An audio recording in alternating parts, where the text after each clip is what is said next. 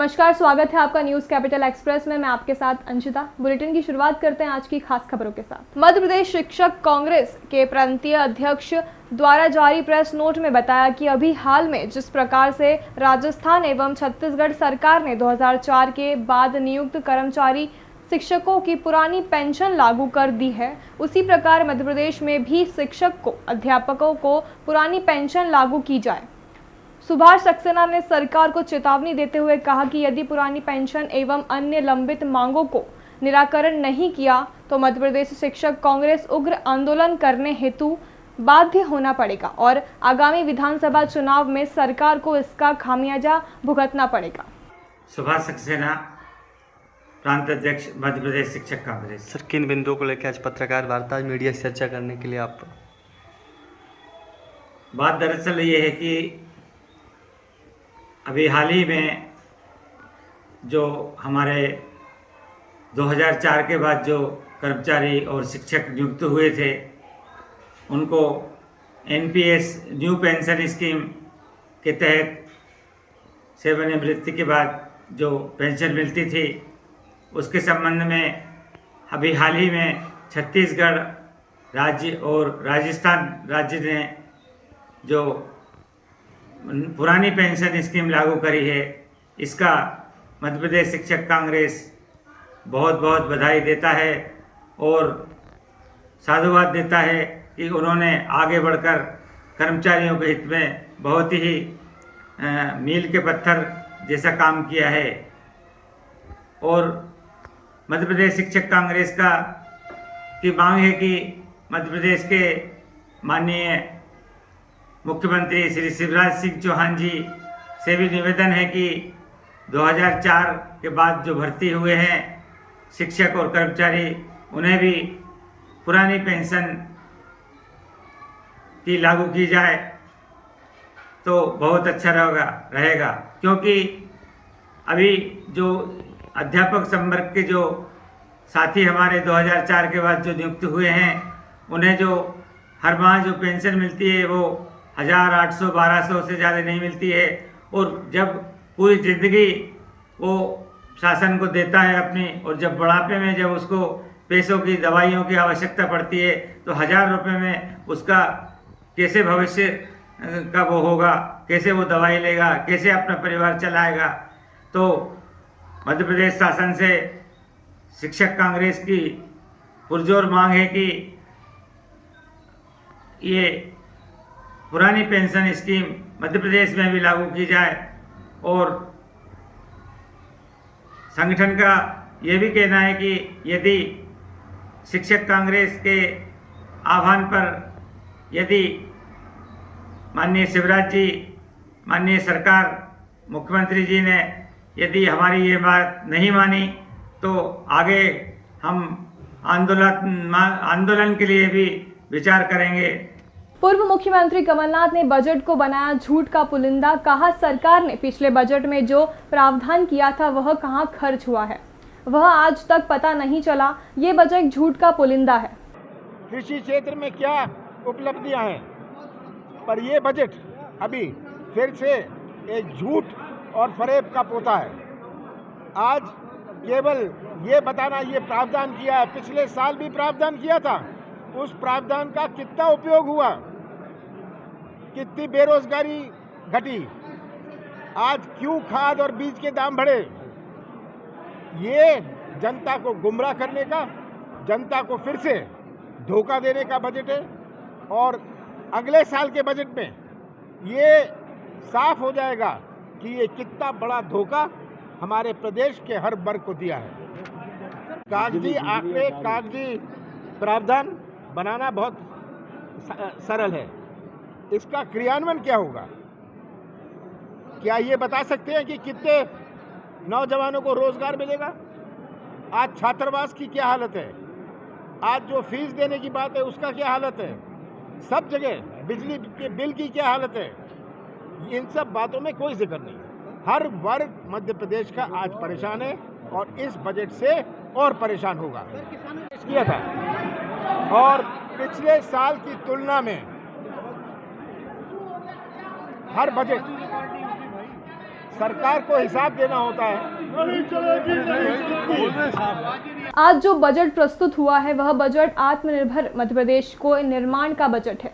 एक वैभवशाली, गौरवशाली, संपन्न और समृद्ध भारत के निर्माण का जो प्रधानमंत्री का संकल्प है, उस संकल्प की पूर्ति का ये बजट है। ये बजट केवल अर्थशास्त्रियों ने, अधिकारियों ने नहीं बनाया। यह बजट जनता के सुझाव के अधिकार पर बनाया गया है। हमने अर्थशास्त्रियों से, समाज के अलग अलग वर्गों से सुझाव आमंत्रित किए थे और मुझे बताते हुए प्रसन्नता है कि वित्त मंत्री ने उनमें से आने को सुझाव सम्मिलित किया है। आज जो बजट प्रस्तुत हुआ है वो बजट आत्मनिर्भर मध्य प्रदेश के निर्माण का बजट है। एक वैभवशाली, गौरवशाली, संपन्न और समृद्ध भारत के निर्माण का जो प्रधानमंत्री जी का संकल्प है, उस संकल्प की पूर्ति का यह बजट है। यह बजट केवल अर्थशास्त्रियों ने, अधिकारियों ने नहीं बनाया। यह बजट जनता के सुझाव के आधार पर भी बनाया गया है। हमने अर्थशास्त्रियों से, समाज के हर एक वर्ग से अलग अलग सुझाव आमंत्रित किए थे और मुझे बताते हुए प्रसन्नता है कि वित्त मंत्री जी ने उनमें से अनेकों सुझाव को सम्मिलित किया है। यह सर्वस्पर्शी और सर्वव्यापी बजट है। मध्य प्रदेश के वित्त मंत्री श्री जगदीश देवड़ा जी को बहुत अच्छा बजट प्रस्तुत करने के लिए मैं बधाइयां देता हूं। एक प्रसन्नता की बात यह है कि विपरीत परिस्थितियों में मध्य प्रदेश की जो विकास दर रही है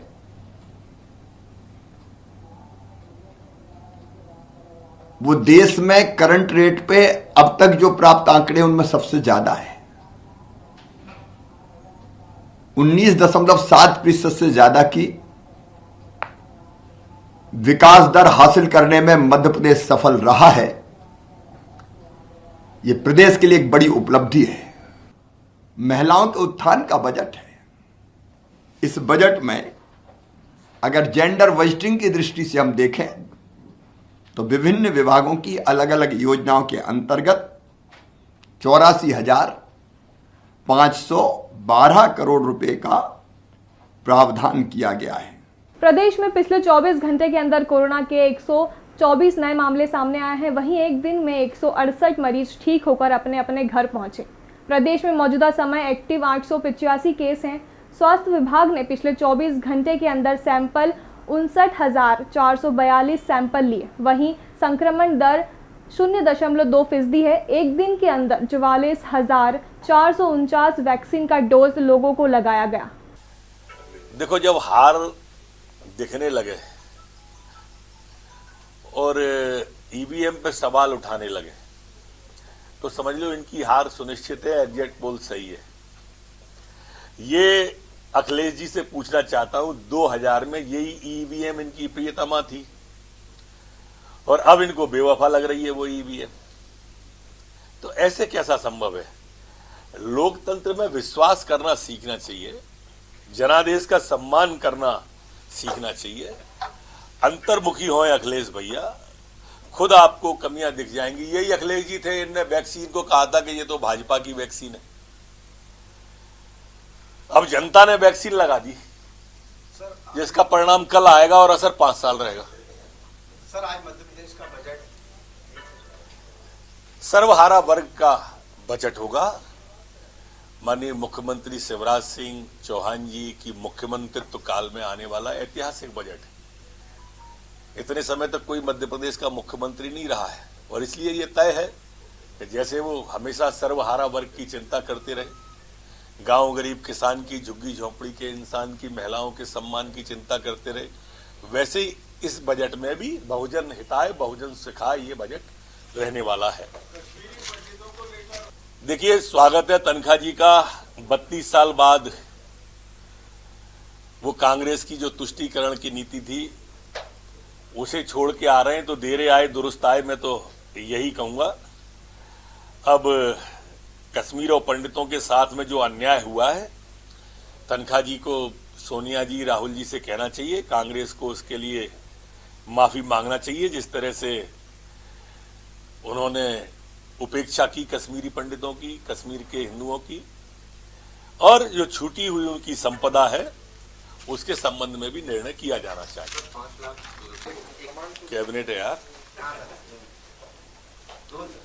कोरोना के क्षेत्र में पिछले 24 घंटे में 124 नए प्रकरण संपूर्ण मध्य प्रदेश के आए, जबकि ठीक होकर अपने अपने घरों की ओर जाने वाले 167 लोग हैं। एक्टिव केस संपूर्ण प्रदेश में अब 885 कुल रह गए हैं। सैंपल जो कल और आज 24 घंटे में कलेक्ट किए वो 50,442 है। संक्रमण दर हमारी अब घटकर 0.25 रह गई है, जबकि रिकवरी की दर 98.6 पर पुरानी पे हम पहुंच गए।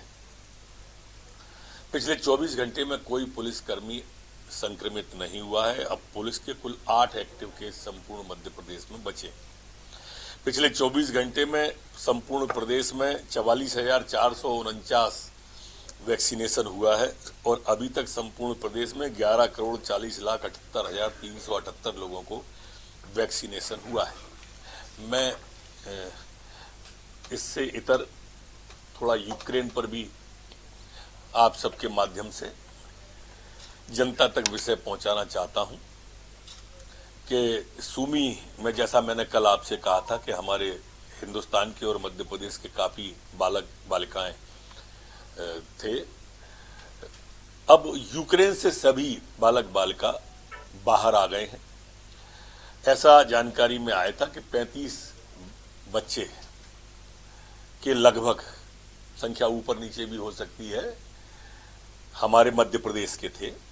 ये सभी यूक्रेन से बाहर आ गए और आज रात तक हिंदुस्तान की धरा पर संभवतः पहुंच जाएंगे। सभी सुरक्षित हैं, सभी से संपर्क में, सभी से बातचीत हो रही है। लगभग 500 लोग जो देश के सूमी में थे वो पूरे के पूरे 500 बाहर आ गए। प्रधानमंत्री जी का बहुत आभार। कांग्रेस इस पर कटाक्ष कर रही थी कि पहले के अपने देश के लोगों को निकाल नहीं पाए वहां से, अब क्योंकि सभी लोगों को निकाल लिया है।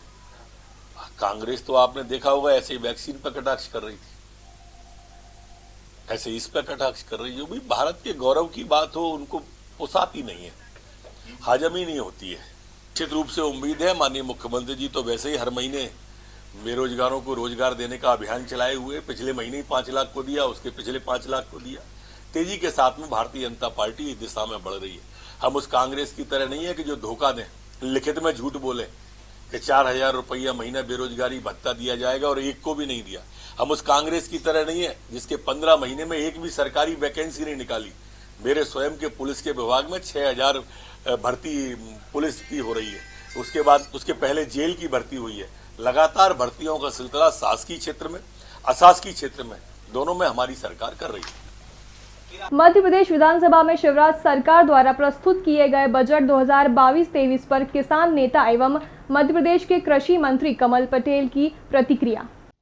आज मध्य प्रदेश की विधानसभा में माननीय वित्त मंत्री श्री जगदीश देवड़ा जी द्वारा 2022-23 का बजट पेश किया गया, जो प्रधानमंत्री माननीय नरेंद्र मोदी जी के आत्मनिर्भर भारत के निर्माण के सपनों को साकार करने वाला है। माननीय मुख्यमंत्री शिवराज जी के नेतृत्व में मध्य प्रदेश आत्मनिर्भर बनते हुए, चहुमुखी विकास करते हुए देश में सर्वाधिक घरेलू उत्पाद विकास दर में अव्वल है। मुझे बताते हुए खुशी है कि माननीय मुख्यमंत्री शिवराज जी के नेतृत्व में मध्य प्रदेश ने सकल घरेलू उत्पाद में 19.74% 2020-21-22 की तुलना में 22-23 में बढ़ोतरी की है, जो अभी तक सभी राज्यों में हम नंबर 1 स्थान पर हैं। और इसलिए मैं मुख्यमंत्री शिवराज जी को बधाई देता हूं। इस अकेले घरेलू उत्पाद में प्राथमिक क्षेत्र का सबसे अधिक योगदान है 46.57%, जिसमें फसल क्षेत्र का योगदान 32.8 है, जो सर्वाधिक है। मैं अपने किसान भाइयों को बधाई देता हूं कि उन्होंने मध्य प्रदेश और देश के विकास में अपना खून पसीना बहाकर इतना फसल उत्पादन किया कि हम मध्य प्रदेश के सभी क्षेत्रों में नंबर 1 है। इसलिए मैं किसान भाइयों और मजदूरों भाइयों को, जिन्होंने खून पसीना बहाया, रात दिन मेहनत करके इतना फसल उत्पादन की, जो आज हम नंबर 1 स्थान पर आए, उसके लिए उनको बधाई देता हूँ। माननीय प्रधानमंत्री नरेंद्र मोदी जी के नेतृत्व में, माननीय मुख्यमंत्री शिवराज सिंह जी के मार्गदर्शन में मध्य प्रदेश चहुमुखी विकास कर रहा है। ये बजट किसान, गरीब, महिलाएं, बच्चों, बुजुर्गों और युवाओं को समर्पित है। सबका साथ, सबका विकास, सबका विश्वास और सबके प्रयास से इस प्रदेश को और देश को आगे बढ़ाना है और 21वीं सदी को भारत की सदी बनाना है। भारत अब अपने पैर पर खड़ा हुआ है, दुनिया की प्रतिस्पर्धा में आगे बढ़ेगा और प्रथम स्थान पर आएगा। भारत माता विश्व गुरु के स्थान पर पहुंचेगी, जिसमें मध्य प्रदेश का योगदान सबसे अधिक होगा। मुझे बताते हुए खुशी है कि इस बजट में किसानों के लिए सर्वाधिक, कृषि क्षेत्र के लिए, कृषि के विकास के लिए, किसानों के कल्याण के लिए 40,000 करोड़ का प्रावधान किया गया है, जिससे हमारे किसान आत्मनिर्भर होंगे, किसान की आय दोगुना होगी और किसान खुशहाल होगा तो प्रदेश खुशहाल होगा, देश खुशहाल होगा। मैं एक बार पुनः, चाहे बिजली हो, पानी हो, सड़क हो, स्वास्थ्य हो, शिक्षा हो, पेयजल की व्यवस्था हो, जो काम 60 साल में नहीं हुआ कांग्रेस के राज में, वो काम प्रधानमंत्री नरेंद्र मोदी जी के नेतृत्व में हमने 7 साल में करके दिखाया है देश में। और प्रदेश में माननीय मुख्यमंत्री के नेतृत्व में इन 22 महीनों में हमने किसानों के लिए 1,72,000 करोड़ रुपए उनके खातों में डाले विभिन्न योजनाओं में। यह अपने आप में एक रिकॉर्ड है और देश में नंबर 1 स्थान पर है। और इसलिए मैं मुख्यमंत्री शिवराज सिंह चौहान जी का पुनः अभिनंदन करता हूं, जगदीश देवड़ा जी का बधाई देता हूं कि उन्होंने 1 रुपया भी टैक्स नहीं लगाया और माननीय मुख्यमंत्री के नेतृत्व में इन 22 महीनों में हमने किसानों के लिए 1,72,000 करोड़ रुपए उनके खातों में डाले विभिन्न योजनाओं में। यह अपने आप में एक रिकॉर्ड है और देश में नंबर 1 स्थान पर है। और इसलिए मैं मुख्यमंत्री शिवराज सिंह चौहान जी का पुनः अभिनंदन करता हूं, जगदीश देवड़ा जी का बधाई देता हूं कि उन्होंने 1 रुपया भी टैक्स नहीं लगाया और मध्य प्रदेश के विकास में एक छलांग लगाई है। इस बजट से मध्य प्रदेश तेजी से आगे बढ़ेगा, छलांग लगाकर देश में नंबर 1 स्थान पर पहुंचेगा।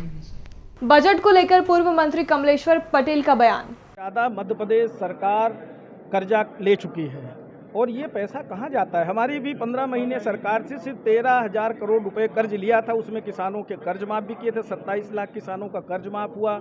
हमने सामाजिक सुरक्षा पेंशन भी बढ़ाने का काम किया था, सामूहिक विवाह की राशि भी 51,000 करने का काम किया था, गौशालाएं भी बनाई थी, बहुत सारे काम। बिजली का बिल का इतना बढ़िया इंदिरा गृह ज्योति योजना के तहत कर दिया था, 10 हार्स पावर तक बिजली का बिल आधा करने का काम किया था, 1 रुपये 1 यूनिट बिजली का करने का काम किया था।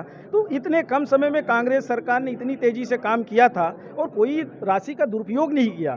और लाखों करोड़ रुपए कर्ज लेके और प्रदेश की जनता के ऊपर इतना कर्ज थोपना और किसी को राहत नहीं मिलना। शिक्षित बेरोजगार परेशान है, 5.5 लाख से ज़्यादा नौजवान 1 साल में बेरोजगार हो गए। रोजगार तो दिए नहीं और एक तरफ रोजगार दिवस मनाते, इनको शर्म नहीं आती।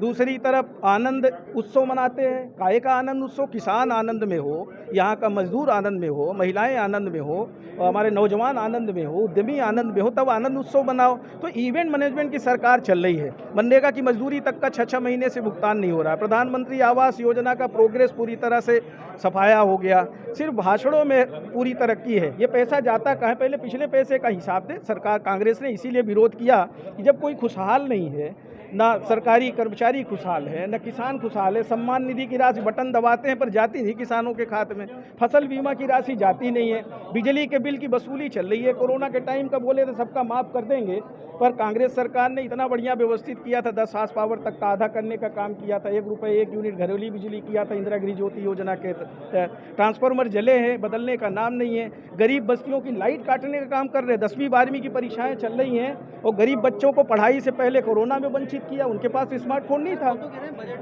पूरा सुना है, वहीं थे हम लोग, पढ़ रहे थे, देख भी लिया था पूरा बजट, वहीं पे देख लिया था।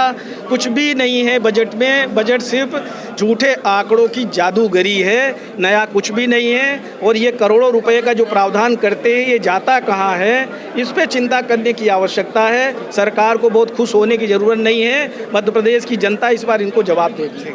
मध्य प्रदेश की पूर्व मुख्यमंत्री उमा भारती ने कहा कि नशा मुक्ति अभियान में सभी को साथ देना जरूरी है, क्योंकि ये अभियान कोई राजनीतिक अभियान नहीं है, ये सामाजिक अभियान है और मध्य प्रदेश में निरंतर नशा मुक्ति अभियान और नशा मुक्त मध्य प्रदेश बनाने का काम चल रहा है।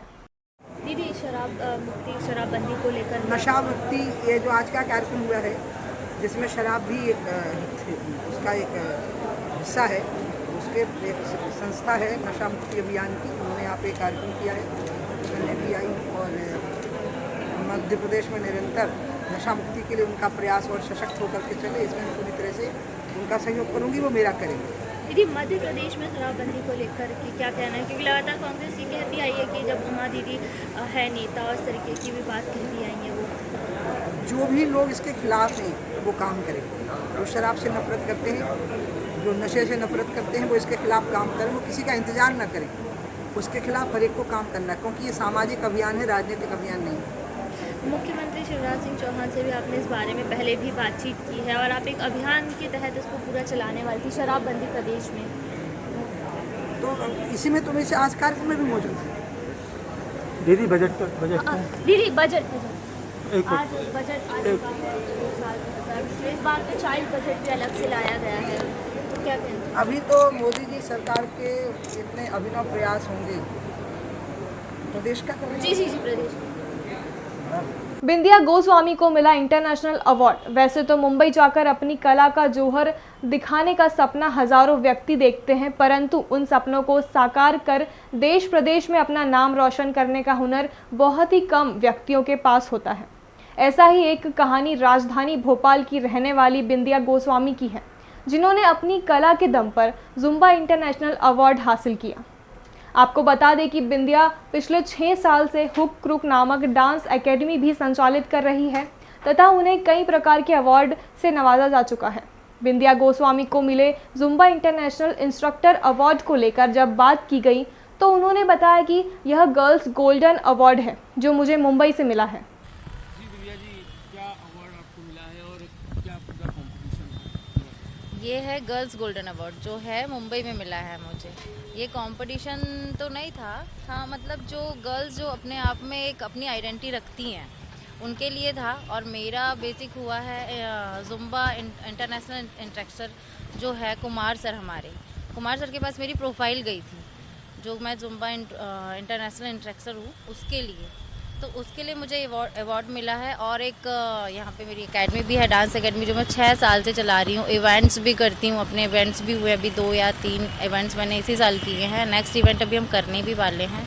और कोलार CI स्क्वायर पे मेरी डांस एकेडमी है जो कि मैं 6 साल से चला रही हूँ। काफ़ी इम्प्रूव भी हुआ है और ये बहुत बड़ी अपॉर्चुनिटी है मेरे लिए कि हम यहाँ से वहाँ पहुँच गए जहाँ लोग सपने देखते हैं, तो अच्छा लग रहा है, बहुत अच्छा लग रहा है। मौके पर इतना बड़ा सम्मान मिला, मध्य प्रदेश भोपाल की जो महिलाएं हैं जो आगे जी करना चाहती हैं, उनके लिए क्या कहना? उनके लिए यही कहना चाहूँगी, वैसे तो सारी महिलाएं बहुत अच्छा करती ही हैं अपने आप में, सब आजकल बहुत आगे जा रही हैं, तो यहाँ जो मिल रहा है यहाँ से और आगे जाना है तो हमें मेहनत तो करती रहनी चाहिए ताकि हमें और आगे प्लेटफॉर्म मिले।